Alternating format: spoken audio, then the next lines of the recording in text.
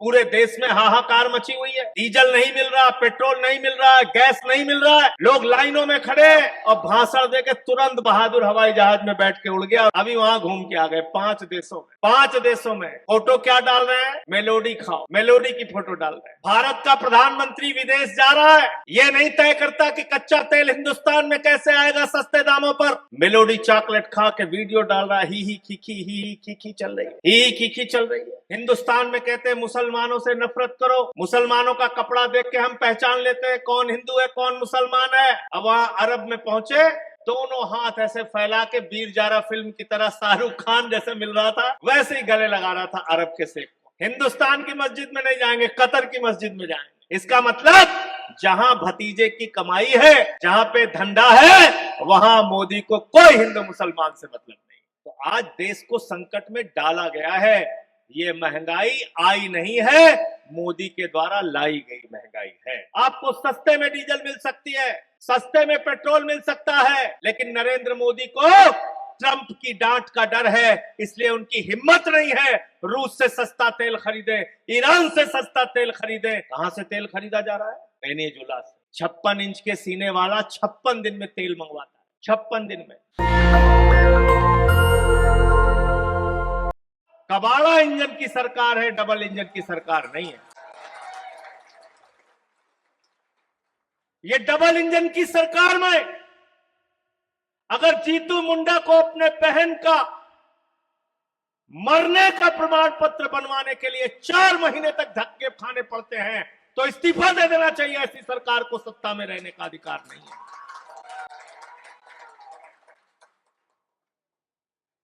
क्या वादा करके आए थे आप? आपने कहा था 300 यूनिट बिजली फ्री करेंगे, 300 यूनिट बिजली फ्री करेंगे, यही तो कहा था ना बीजेपी ने। बोला था नहीं बोला था? बताओ। कोई थिले ना नहीं कोई थिले? कौन कोला है? सब स्टेट रे खाली गोटे काम या करो, झूठ बोलो झूठ बोलो झूठ बोलो, दिनों सारा झूठ बोलो, राति सारा झूठ बोलो, यही काम कले। 300 यूनिट बिजली फ्री मिली गला है, बिल बढ़ी गला। स्मार्ट मीटर टाको आम आदमी पार्टी वाला ठीक करिवे, सेटा होची लूट मीटर, स्मार्ट मीटर नो है। लोगों को लुटिवा पाई से मीटर टा आसची। तो बोले 300 यूनिट बिजली फ्री देंगे। किसको देख के बोलते हैं बीजेपी वाले? केजरीवाल ने 300 यूनिट फ्री कर दिया, बोले हम भी करेंगे। भगवंत मान ने कर दिया, बोले हम भी करेंगे। मैं बीजेपी वालों से कहना चाहता हूं, तुम बेईमान लोग हो, पहले ईमानदार बनो, केजरीवाल की तरह, आम आदमी पार्टी की तरह, भगवंत मान की तरह, तब फ्री कर पाओगे बिजली। ऐसे बोल देने से नहीं होगा। आज क्या हो रहा है उड़ीसा में? हमने सोचा था डबल इंजन की सरकार है, यहां स्कूल बनेंगे, अस्पताल बनेंगे, लेकिन हो रहा है हिंदू मुसलमान हिंदू मुसलमान। हर राज्य में यही काम करते हैं, हर स्टेट के अंदर। हमारे यहां यूपी में गए प्रधानमंत्री नरेंद्र मोदी, इलेक्शन का प्रचार कर रहे थे। देश का प्रधानमंत्री इलेक्शन के प्रचार में जाके बोलता है उत्तर प्रदेश के अंदर, भाइयों और बहनों, गांव गांव में कब्रिस्तान है तो शमशान होना चाहिए कि नहीं होना चाहिए? पब्लिक चुप हो गई। फिर बोले बताओ होना चाहिए कि नहीं होना चाहिए? फिर लोग चुप रहे। फिर बोले बताओ होना चाहिए कि नहीं होना? पब्लिक कह रही होना चाहिए होना चाहिए। और हमारे प्रधानमंत्री की जुबान इतनी काली है कि उसके बाद कोरोना की महामारी आ गई, पूरे प्रदेश में शमशान बन गया। इनसे सावधान रहना। ये ताली बजाने की बात नहीं बोल रहा।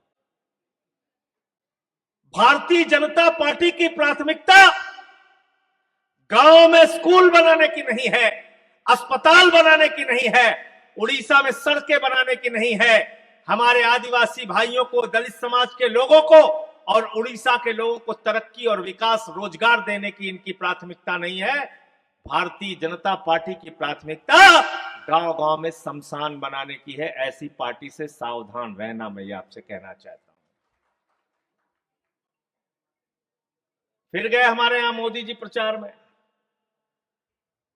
कहने लगे बताओ नौजवानों तुमको क्या चाहिए। बोले साहब आप ही बता दो क्या चाहिए। कहने लगे नहीं नहीं बहुत बेरोजगारी बढ़ गई है, बहुत खूब बेरोजगारी हो गई है। लोगों ने कहा हाँ हो गई है। बोले यूपी के नौजवानों चिंता मत करना, गोबर से रोजगार दे देंगे तुमको, गोबर से। किससे रोजगार देंगे? गोबर से। उड़ीसा में भी गोबर से रोजगार दे रहे हैं। उड़ीसा के नौजवान को सरकारी नौकरियां भी चाहिए और प्राइवेट नौकरियां भी चाहिए और रोजगार भी अपना चाहिए। इसकी लड़ाई आम आदमी पार्टी लड़ेगी, बीजेपी से भरोसा मत करना। और बीजेडी लंबे समय तक यहां उनका शासन रहा, लेकिन वो शासन पीछे से उनका एक अधिकारी पांडेयन, जिसका नाम बार बार आता है, वो चलाता था। नवीन बाबू को हम लोग समझाते थे बीजेपी के चक्कर में मत फंसिए, ये किसी के सगे नहीं है। हम लोग बोलते थे कि बीजेडी को बीजेपी से सावधान रहना चाहिए, लेकिन नवीन पटनायक जी नहीं माने, हर काम में उनका साथ दे देते थे। दिल्ली में हमसे राज्य का अधिकार छीना गया, नवीन पटनायक जी ने उस समय भी साथ दे दिया। नतीजा क्या हुआ? पूरे उड़ीसा में बीजेपी आ गई और बीजेडी यहां से चली गई। एक बात याद रखना, आज की तारीख में उड़ीसा को कोई पार्टी अगर विकल्प दे सकती है, भारतीय जनता पार्टी के गुंडों से कोई लड़ सकता है तो आम आदमी पार्टी के कार्यकर्ता लड़ सकते हैं। हमें बोलना पड़ेगा। और इसलिए मैं आप लोगों से कहने के लिए आया हूं, जहां कुछ भी गलत हो रहा है उसके खिलाफ बोलिए, चिंता मत कीजिए किसी बात की। आम आदमी पार्टी का जन्म आंदोलन की कोख से हुआ है। 2005 से निशिकांत हम लोगों से जुड़े हुए हैं।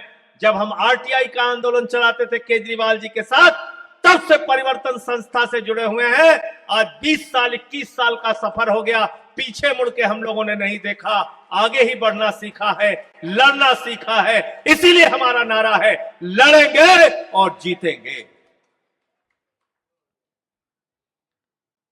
अभी आपके पास 3.5 साल का वक्त है,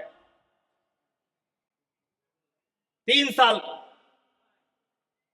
साल का वक्त है। और 3 साल में भारतीय जनता पार्टी को उड़ीसा से साफ करना है, ये जिम्मेदारी आप लोगों की है।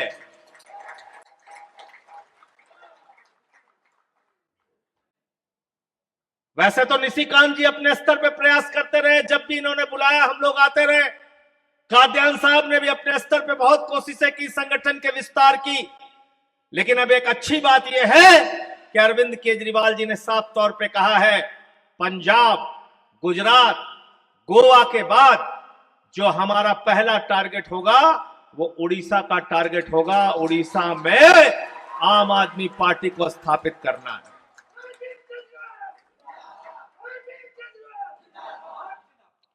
और वैसे भी जहां 2 पार्टी रहती है, तीसरी पार्टी जो नंबर 1 पे पहुंचती है वो कौन है? कौन है? दिल्ली में कौन था? बीजेपी और दोनों को पीछे करके कौन आगे निकला? पंजाब में कौन था? बीजेपी, अकाली दल एक साथ, कांग्रेस दूसरी तरफ, तीसरी पार्टी कौन बनी? और वहां नंबर 1 की पार्टी है। आज पंजाब में 95 सीटें आम आदमी पार्टी के पास हैं, 95 सीटें। और बीजेपी का तो कोई नाम लेने वाला नहीं था यहां पे। ମୁଁ ଯେତେବେଳେ ପାଠ ପଢୁଥିଲି ଏଠି କେଉଁଝରରେ बीजेपी वाला गोटे भी तांकर ऑफिस ना थिला एठी गोटे भी एमएलए ना थिले तांकर 89 रे वर्तमान से माने गवर्नमेंट रे अछंती तो कोई मुश्किल काम नहीं है। याद रखना, अगर एक एक कार्यकर्ता जुट जाएगा, और पहला चुनाव बता रहे हैं फरवरी में है, पंचायत का चुनाव। पंचायत का चुनाव पूरे उड़ीसा में मजबूती के साथ लड़िए और वहीं से संदेश दे दीजिए सेमीफाइनल जीत के कि हम फाइनल जीतने जा रहे हैं। तैयार हो सब लोग? तैयार हो? तो मुद्दा किस किस चीज को बनाना पड़ेगा? बिजली को, पानी को, शिक्षा को, स्वास्थ्य को, रोजगार को, जो यहां इलीगल माइनिंग होती है उसको मुद्दा बनाना पड़ेगा, कमीशन खोरी जो होती है उसको मुद्दा बनाना पड़ेगा। और याद रखना, बाकी पार्टियों में लड़ने का दम नहीं है, लाठी खाने और जेल जाने का हौसला आम आदमी पार्टी के कार्यकर्ताओं में है। अब क्या कर लेंगे ये लोग? ज्यादा से ज्यादा मुकदमा लगाते हैं, दिन भर जाके थाने में बिठा देते हैं, शाम को छोड़ देते हैं। बहुत ज्यादा गुस्सा होगा, जेल भेज देंगे। बाहर तो हो सकता है तुम्हारी पूंछ घर में कम होती हो, जेल चले जाओगे तो 300-400 रुपए हर दिन सरकार को तुम्हारे ऊपर खर्चा करना पड़ेगा।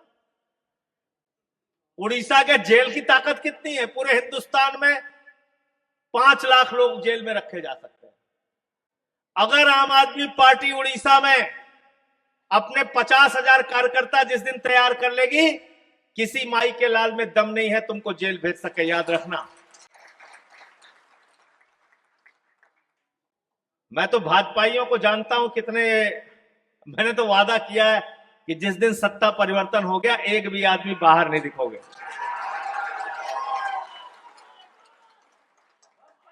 एक भी आदमी बाहर नहीं दिखोगे। तुम्हारी सारी गुंडागर्दी ठीक करेंगे हम लोग, ये समझ लो आप। इसलिए जरूरत पड़ेगी इनसे हर तरीके से लड़ाई लड़ना है। लड़ाई लड़ना है आदिवासी के मुद्दे पर, लड़ाई लड़ना है हमारे दलित पिछड़े भाई जो गांव में सताए जा रहे हैं उनके मुद्दे पर, लड़ाई लड़ना है आज उड़ीसा को जो पूरी दुनिया में बदनाम किया जा रहा है, मॉब लिंचिंग के नाम पे जो उड़ीसा को बदनाम करने की कोशिश की जा रही है, इन सवालों के ऊपर सड़क पर लड़ना है। और सरकार को यह कहना है अपनी औकात में रहो, उड़ीसा को शांति से जीने दो, शांति से रहने दो, और जो हमारा काम है वो काम हमको करके दो। आज कोई सरकार जहां भी बीजेपी की है कोई काम नहीं करते लोग, सिर्फ नफरत फैलाओ, राज करो, अंग्रेजों का जैसे राज था वैसे ही काम करते हैं। पूरे देश में हाहाकार मची हुई है, डीजल नहीं मिल रहा, पेट्रोल नहीं मिल रहा, गैस नहीं मिल रहा है, लोग लाइनों में खड़े हैं। प्रधानमंत्री जी आते हैं एक दिन, कहते हैं भाई गैस का इस्तेमाल ना करो, पेट्रोल का इस्तेमाल ना करो, डीजल का इस्तेमाल ना करो, सोना खरीदना कम कर दो, खाद खरीदना कम कर दो, विदेश यात्रा कम कर दो, वर्क फ्रॉम होम करो, और भाषण देके तुरंत बहादुर हवाई जहाज में बैठ के उड़ गया और रोड शो करने लगा। देखा था नहीं देखा था? अभी वहां घूम के आ गए 5 देशों में, 5 देशों में। फोटो क्या डाल रहे हैं? मेलोडी खाओ, मेलोडी की फोटो डाल रहे हैं। भारत का प्रधानमंत्री विदेश जा रहा है, यह नहीं तय करता कि कच्चा तेल हिंदुस्तान में कैसे आएगा सस्ते दामों पर, यह नहीं तय करता कि भारत के हित कैसे सुरक्षित रहेंगे। मेलोडी चॉकलेट खा के वीडियो डाल रहा है, ही खीखी चल रही है, ही खीखी चल रही है। हिंदुस्तान में कहते हैं मुसलमानों से नफरत करो, मुसलमानों का कपड़ा देख के हम पहचान लेते हैं कौन हिंदू है कौन मुसलमान है। अब वहां अरब में पहुंचे, दोनों हाथ ऐसे फैला के वीर जारा फिल्म की तरह शाहरुख खान जैसे मिल रहा था वैसे ही गले लगा रहा था अरब के शेख को। देखा नहीं देखा? देखा नहीं देखा? हिंदुस्तान की मस्जिद में नहीं जाएंगे, कतर की मस्जिद में जाएंगे, ब्रोनोई की मस्जिद में जाएंगे, दुबई की मस्जिद में जाएंगे, वहां के शेखों से मिलेंगे। इसका मतलब जहां भतीजे की कमाई है, जहां पे धंधा है, वहां मोदी को कोई हिंदू मुसलमान से मतलब नहीं। यहां कहेंगे अंडे की दुकान नहीं चलेगी उड़ीसा में, मटन की दुकान बंद करो, मछली की दुकान बंद करो। अभी बंगाल का चुनाव हुआ, इनके नेताओं में मछली खाने की कंपटीशन होने लगी। वो मनोज तिवारी गया, वो मछली मुर्गा खा रहा। उसके बाद वो अनुराग ठाकुर गया, मंगलवार के दिन वो मछली मुर्गा खा रहा।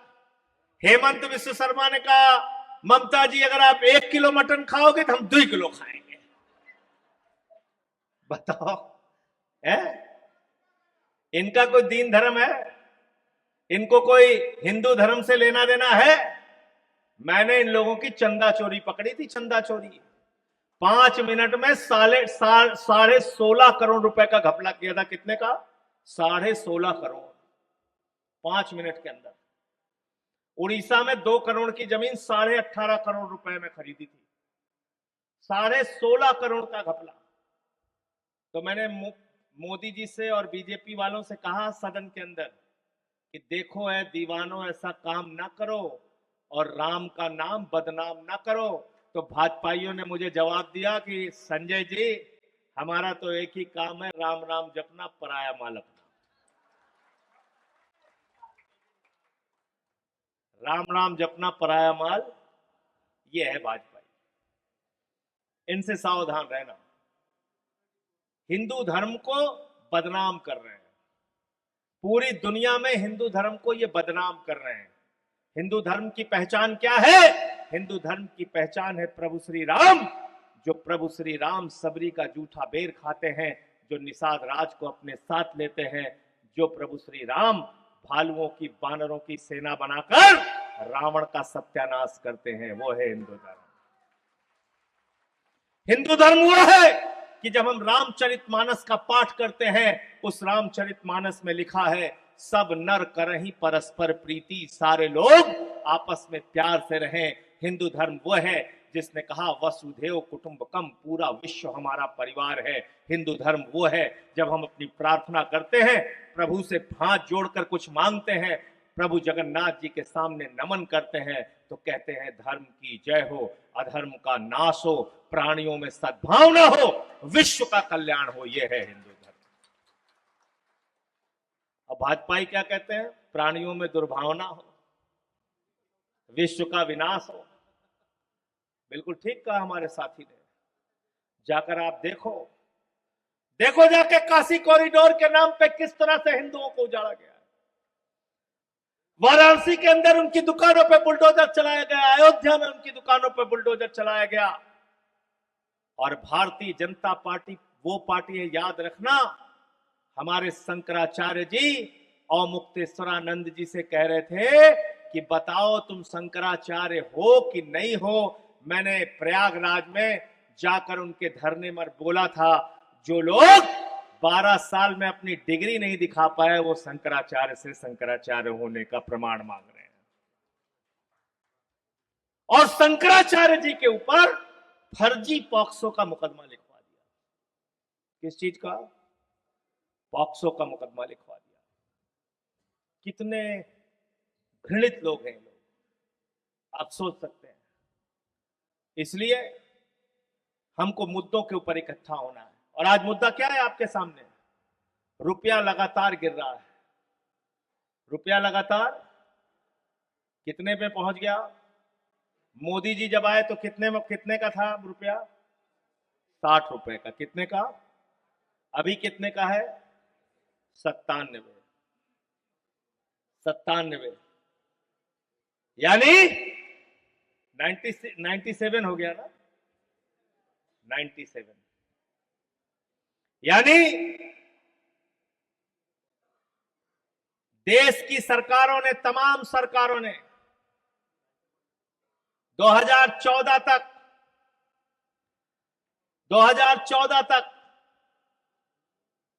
करीब 53,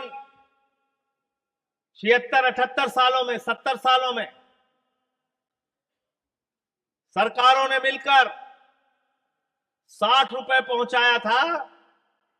मोदी जी ने 12 साल में ₹37 डॉलर के मुकाबले रुपए की कीमत गिराई। मोदी जी कहते थे रुपया गिरता है तो भारत की साख गिरती है। आज नरेंद्र मोदी ने भारत की साख धरातल में पहुंचाने का काम किया, पाताल में पहुंचाने का काम किया। डीजल महंगा, पेट्रोल महंगा, गैस महंगी हो गई। क्यों हुई आपने कभी सोचा? कभी गोदी मीडिया के लोग आपको बताते हैं आपको डीजल पेट्रोल गैस क्यों महंगा खरीदना पड़ रहा है? नहीं बताते, मैं आपको बताता हूं।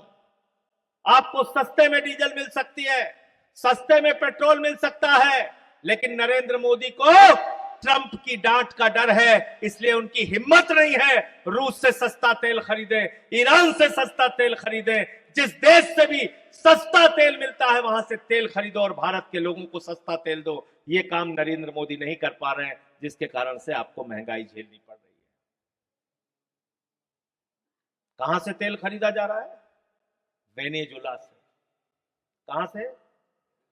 वेनेजुला से तेल आने में कितना समय लगता है? 56 दिन। कितना टाइम? 56 डेज। 56 इंच के सीने वाला 56 दिन में तेल मंगवाता है, 56 दिन में। अमेरिका से कितना टाइम लगता है? 50 दिन। रूस से कितना टाइम लगता है? 25 दिन। ईरान से कितना टाइम लगता है? 7 दिन। सोचो क्यों तेल के संकट में आप क्यों हैं, जरा सोचिए आप। ईरान से तेल आने में कितना लगता है? 7 दिन। वेनेजुला से कितना लगता है? 56 दिन। अमेरिका से कितना लगता है? 50 दिन। रूस से कितना लगता है? 25 दिन। तो रूस और ईरान से तेल खरीदना चाहिए कि वेनेजुला और अमेरिका से?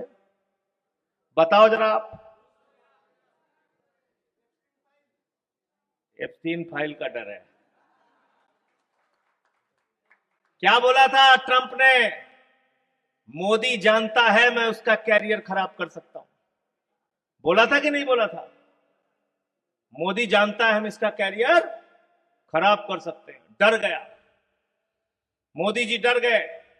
और यही कारण है, अपने एक दोस्त को बचाने के लिए, अपने दोस्त के लिए तो देश ही नीलाम कर दिया मोदी जी। ये देशभक्त पार्टी है, ये राष्ट्रभक्त है। ये लोग देश की जनता को जानबूझ के महंगाई में डालना गद्दारी है कि देशभक्ति है? बताओ। आज आपको जानबूझकर महंगाई में डाला गया। कहते हैं स्ट्रेट ऑफ हॉर्मोज बंद है। अगर ईरान का जहाज स्ट्रेट ऑफ हॉर्मोज से गुजरेगा तो क्या ईरान अपने जहाज पे हमला करेगा? क्या करेगा? क्या? तो सीधे ईरान से तेल खरीदो, सस्ता तेल खरीदो ईरान से, रूस से सस्ता तेल खरीदो। ईरान से रुपए में तेल का व्यापार होता है हिंदुस्तान का, होता था। 2019 के बाद ट्रंप ने डांटा, बंद कर दिया मोदी जी ने। तो आज देश को संकट में डाला गया है। ये महंगाई आई नहीं है, मोदी के द्वारा लाई गई महंगाई है। ये बात आपको लोगों को समझानी पड़ेगी। इसलिए मैं आप सबसे कहना चाहता हूं, जितने हमारे नौजवान साथी हैं, बुजुर्ग हैं, माताएं बहनें हैं, सबसे मैं कहना चाहता हूं, गांव गांव में जाइए, अपना संगठन बनाइए। लोग आपका इंतजार कर रहे हैं। लोग कहते हैं यहां एक विकल्प चाहिए, उड़ीसा में एक विकल्प चाहिए, एक अच्छा विकल्प चाहिए। आम आदमी पार्टी वो विकल्प दे सकती है, आप वो विकल्प दे सकते हैं। लोग निराश हो गए हैं कांग्रेस से, लोग निराश हो गए भारतीय जनता पार्टी से, लोग निराश हो गए हैं बीजेडी से। अगर उम्मीद है तो आम आदमी पार्टी से है, अरविंद केजरीवाल से है। क्योंकि अरविंद केजरीवाल और आम आदमी पार्टी कहती है हमको सरकार में लाओ, हम आपके बच्चों के लिए अच्छे स्कूल बनाएंगे। हमको सरकार में लेके आओ, हम आपके लिए मोहल्ला क्लिनिक बनाएंगे। हमको सरकार में लेके आओ, हम आपको बिजली फ्री देंगे, पानी फ्री देंगे, आपके बुजुर्गों को तीर्थ यात्रा कराने का काम करेंगे, हमको सरकार में लेके आओ, हम आपके नौजवानों को रोजगार देने का काम करेंगे, हमको सरकार में लेके आओ, हम माताओं बहनों के लिए बस की फ्री यात्रा करेंगे, हमको सरकार में लेके आओ, हम गांव-गांव में सड़कें बनाने का काम करेंगे। नरेंद्र मोदी जी कहते हैं हमको सरकार में लेके आओ, हम 2 करोड़ नौकरी के नाम पर झूठ बोलेंगे, हमको सरकार में लेके आओ, हम काला धन और 15 लाख के नाम पर झूठ बोलेंगे। बीजेपी कहती है हमको सरकार में लेके आओ, हम 15 अगस्त 2022 तक सबको पक्का मकान देने के नाम पर झूठ बोलेंगे। बीजेपी कहती है हमको सरकार में लेके आओ, हम नौजवानों के हाथों में हथियार देंगे, दंगे फसाद कराएंगे, झगड़ा कराएंगे। इसीलिए मैं बीजेपी को कहता हूं, बीजेपी भारतीय झूठा पार्टी है, बीजेपी भारतीय झगड़ा पार्टी है और इस देश के लोगों की उम्मीदों की पार्टी है आम आदमी पार्टी। फर्क बहुत साफ है, फर्क बहुत साफ है। अगर उड़ीसा का भविष्य चाहते हो, उड़ीसा की खदानों को बचाना चाहते हो, आज बताइए उड़ीसा के पास अपना कोयला, अपना आयरन ओर, उड़ीसा के पास इतनी माइनिंग, और उड़ीसा का नौजवान रोजगार के लिए तरसे, उड़ीसा के नौजवानों को धक्का खाना पड़े। उड़ीसा के पास इतने मिनरल्स है, इतना बड़ा माइनिंग का एरिया है, रोजगार यहां के लोगों को यहां के संसाधनों से मिल सकता है, किसी के आगे भी हाथ फैलाने की जरूरत नहीं, इतना संसाधन है उड़ीसा के पास। बिजली से लेके उड़ीसा में सरप्लस बिजली है, जो बिजली बनता है वो सरप्लस है, उड़ीसा की जरूरत से ज्यादा है, और फिर भी महंगी बिजली। नेशनल दस्तक की आपसे गुजारिश है कि अगर इसको बचाना चाहते हैं तो नेशनल दस्तक को सब्सक्राइब करने के लिए रेड कलर के सब्सक्राइब बटन को दबाएं, फिर बेल आइकन की घंटी दबाएं। नेशनल दस्तक को बचाने के लिए बहुत जरूरी है कि हर खबर को शेयर करें, लाइक करें, कमेंट जरूर करें।